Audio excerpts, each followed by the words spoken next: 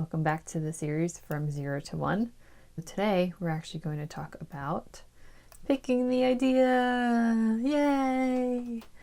This is the most fun part, obviously. Everyone likes this part. Anyone with shiny object syndrome, aka me, loves this part. So, spoiler, I've already picked my idea. But I'm going to show you the process of how I got to it, but that would take forever. So I'm going to show you how I did it, generally speaking, because if you were to sit with me here for the last 4 or 6 hours, you'd probably be a little bit bored because it would just mostly be me browsing the internet, talking to myself, writing things down, talking to chat. So I'm going to give you a list of ideas using this initial prompt that I started with to get the creative juices flowing, and then how I landed up on my initial idea. Okay, so here's my screen. I have this prompt that includes a lot of the stuff that we had talked about in our previous video. So it pretends that it's a business coach to location independent entrepreneurs. It helps me find the market and problems that best fit my personality, interests, and skills. It finds ideas that could fit the criteria, suggested niches, whichever way you prefer to say it, and then a prioritized list of ideas to consider, including a why for each one, a basic financial analysis for each one, and possible risks. So I also give it my market considerations that we talked about in the previous video. Things that I want to avoid, like lots of regulation, real-time businesses, marketplaces, expensive and difficult to acquire customers. I want to make sure it checks the boxes for things that I care about when pursuing a new project. I give it my skills. And lately I've also been adding this little qualifier because it seems like, given my skills, every single chat LLM just wants to suggest that I do SaaS. And personally, as someone who has done SaaS and has been doing a lot of playing with AI recently, I'm not sure that SaaS is the best fit for me anymore, which kind of sucks because I really like it, but I feel like it's pretty hard given the commoditization of software. So I add a little bit about how I want something to be either AI first or something that can roll with the current AI outlook. I give it a few subreddits that I like to frequent that I'm thinking about solving a problem for, and I let it go.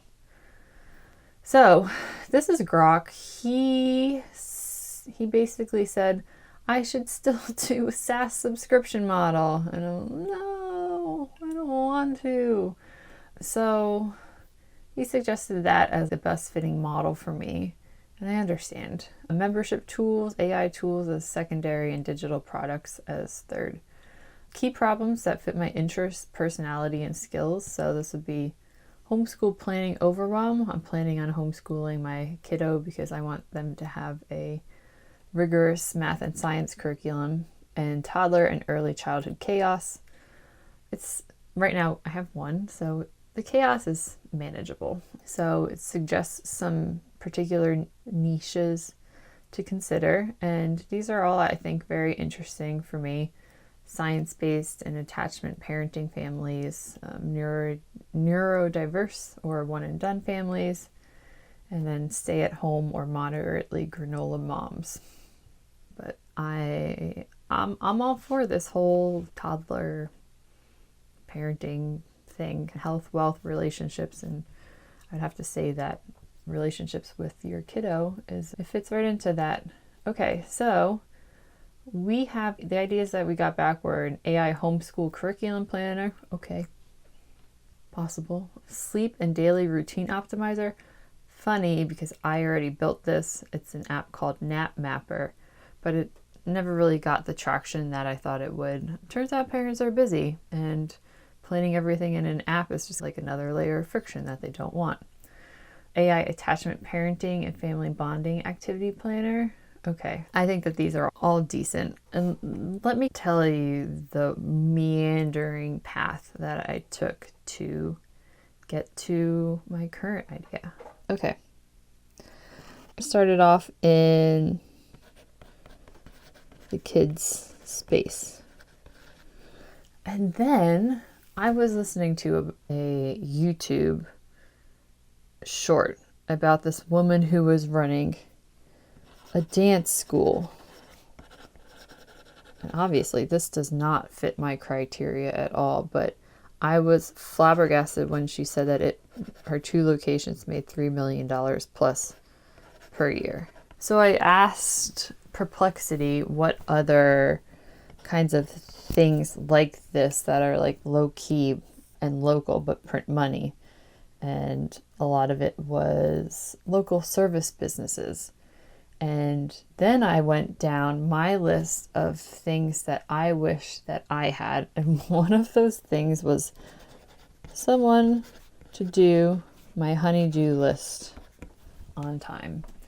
And that brought me into the world of, apparently there's a service called Honey Homes.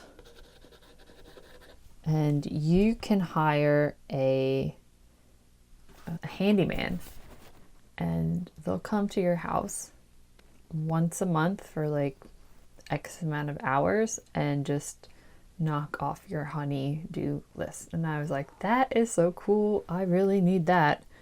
And then I was like, wait, what would it take to do one where I live? Okay, so I went down that rabbit hole. And then it turned out that it was actually extremely capital intensive, which was not on my criteria. And it involved lots of people.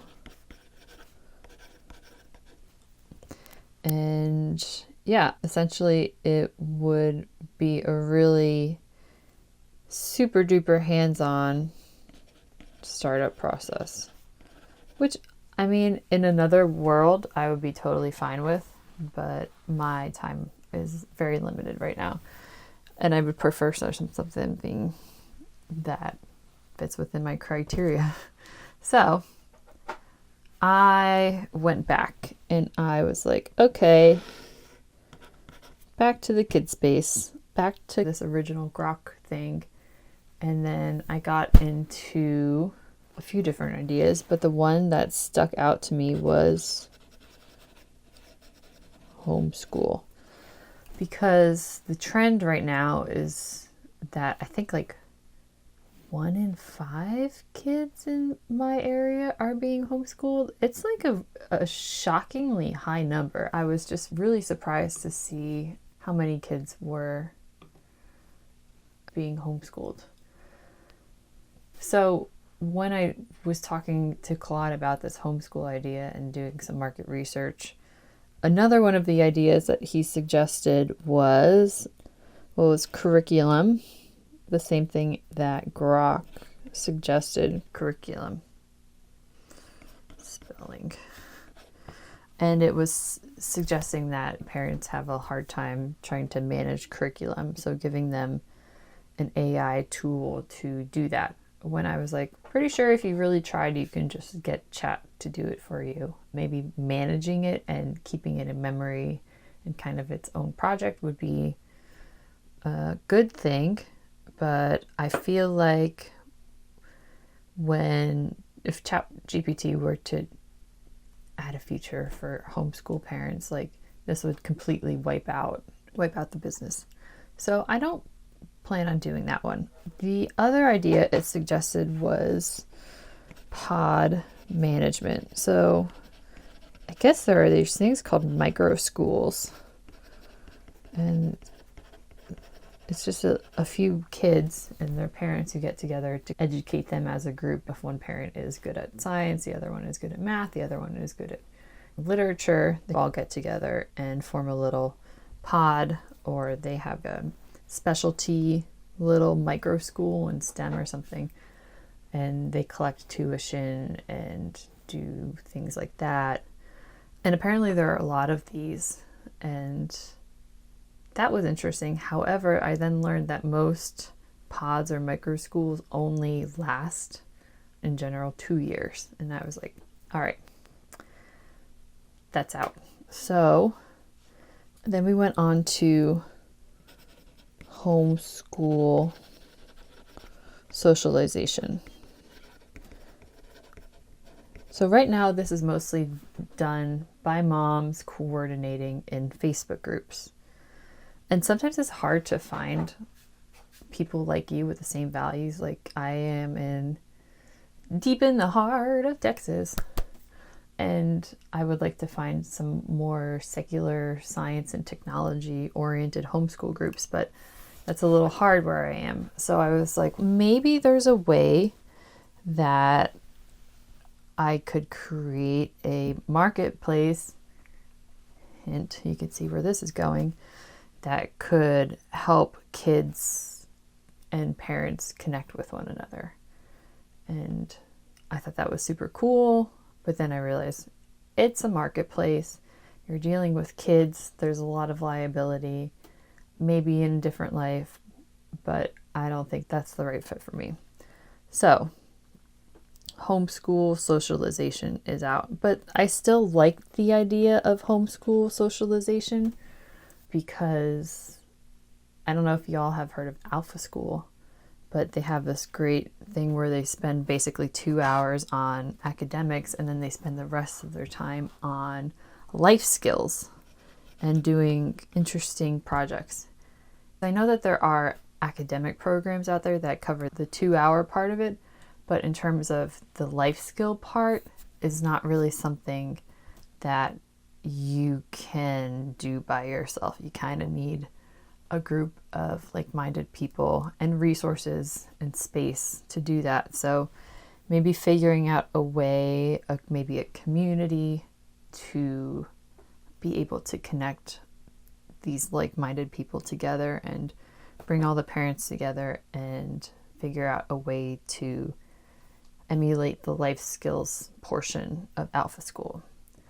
But then I realized that's going to take a lot of grunt work, a lot of socialization, a lot of being out there with other families to even generate enough interest to get people into it, not to mention the space requirements and things like that, and probably the high overhead without a lot of income. So that brought me to the next idea, which was like this Alpha School thing, evidence-based homeschooling.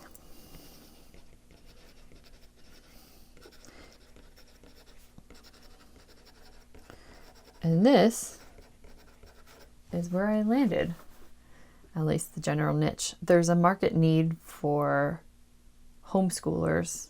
A lot of homeschooling families now are managed by a high earning woman who quit her job and is now homeschooling her kids. So these are like really highly educated, previously highly paid people who are used to doing a really great job at their job. And now their job is homeschooling their kiddos. However, there's a lot of schools of thought out there on homeschooling. There's all different kinds of approaches that people take.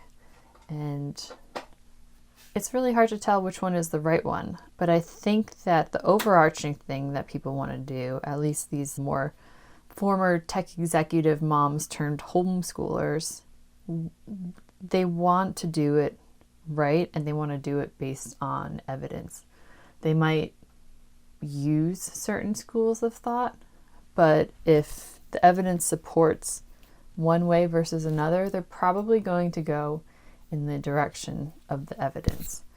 And the thing is, sorting through all of this evidence and all these papers and findings, it takes a lot of time in addition to already doing the homeschooling thing. So the thought is, I'm going to go through all of the research, find the interesting topics, the pertinent topics of the day, and pull the evidence out and make it practical and actionable for the average homeschooling mom. Who, you say average, but I feel like the average homeschooling mom is slightly above average, at least in terms of educational attainment and probably household income. So that's the general area, and the way that I'm going to approach it is with a newsletter. I don't want this to be like a huge business. This needs to fit my life, and I like to write, so I'm going to write a newsletter, and it's going to be a newsletter about evidence-based homeschooling, and it's going to pull out practical and actionable insights for the mom, like the tech executive termed homeschooling mom. And that's where I landed up. I feel like I just took 20 minutes to get there, but I just wanted to show you sometimes how roundabout the idea process can be. Like this process of going from just general kid space to in-person things and getting distracted here, and then going into honey-do lists and handyman services, eventually bringing it back around to this homeschool idea, going through various ideas within that space, and then eventually landing on the one that fit my own personal criteria best. I am already starting to dig into the planning phase of this and what the first X number of weeks is going to look like. So that, I think, is going to be the next video, and I'm just going to talk about the next steps after I figure out what my idea is and what I do just to get started. So I think that's it. I think that's plenty to talk about for this video. I hope that you enjoyed my process. I know you didn't get to see really deep into it because I don't want this to be a 6-hour video, but I think that you get the general gist of how I got to my idea. If you have any questions, leave them in the comments. I'm happy to answer them. And I hope that I will see you in the next video.